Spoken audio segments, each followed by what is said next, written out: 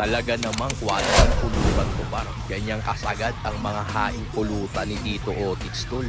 Edis naman tayo rito ng kalan tol. Pakulo tayo ng tubig, lagay tayo ng luya at mga aromatics. Timplahan din natin yan ng toyo, brown sugar, asin at bechin. Timpla yan ng ating oriental chicken. Tsaka natin lagay itong mga manok mga tol. Pakuluan lang natin ng 40 minutes sa mahinang apoy. Safe na yan. Tanggalin natin yung pinagpakuluan, tapos palitan natin ng bagong wok. Tapos tubigan natin kasi sasalang na natin itong mga bok choy natin mga tropa. Mga 30 seconds na blanching lang yan, tapos hanguin na natin.